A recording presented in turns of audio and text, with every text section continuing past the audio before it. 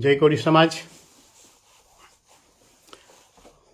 આજે હું અત્યંત દુઃખ અને વેદનાભર્યા હૃદય સાથે અહીં વાત કરું છું કે બગદાણા ખાતે કોળી સમાજના સન્માન્ય સભ્ય શ્રી નવનીતભાઈ પર થયેલ અચાનક અનિચ્છનીય અને અસહનીય શારીરિક હુમલો અત્યંત નિંદનીય અને દુઃખદ ઘટના છે। આ ઘટનાને હું દિલથી વખોડી નાખું છું અને તેની કડક શબ્દોમાં નિંદા કરું છું।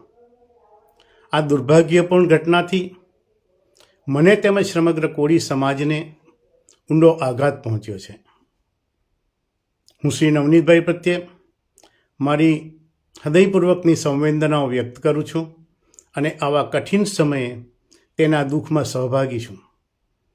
મારી તાજેતરની તારીખ 3 જાન્યુઆરીની ટેલિફોનિક વાતચીત દરમિયાન મેં શ્રી નવીનભાઈને ખાતરી આપી હતી કે આ દુઃખદ અને આકસ્મિક ઘટનામાં હું અને સમગ્ર કોળી સમાજ સંપૂર્ણપણે તેમની સાથે પડખે રહેશે।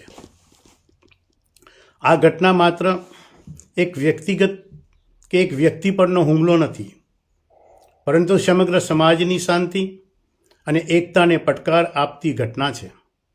તેથી હું ગુજરાત પોલીસને નમ્ર અને વિનંતીભર્યા સ્વરે માંગ કરું છું કે આ ઘટનાની ઊંડાણપૂર્વક, નિષ્પક્ષ અને સ્વતંત્ર તપાસ કરવામાં આવે અને જે કોઈ વ્યક્તિ આ કાવતરામાં સંડોવાયેલ હોય તેને કડકમાં કડક સજા આપે। આ ગંભીર અને સંવેદનીય મુદ્દાને રાજકારણને સંપૂર્ણપણે દૂર રાખવું અત્યંત આવશ્યક છે। આ સાથે સમાજની આંતરિક એકતા, સૌહાર્દ અને ભાઈચારો અખંડિત રહે તે પણ અત્યંત મહત્ત્વનું છે।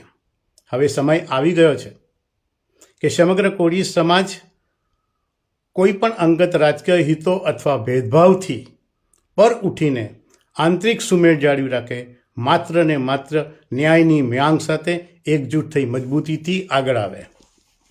અંતમાં ફરી એક વખત હું શ્રી નવનીતભાઈને ખાતરી આપું છું કે તેઓ એકલા નથી। સમગ્ર કોળી સમાજે તેમની સાથે અડગ રીતે અને તેમને ન્યાય અપાવવા માટે એક સાથે લડશે।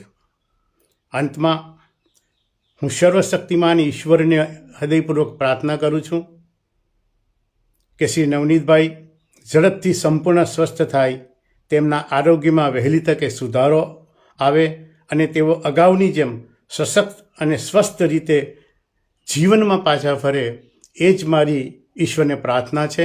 જય કોળી સમાજ।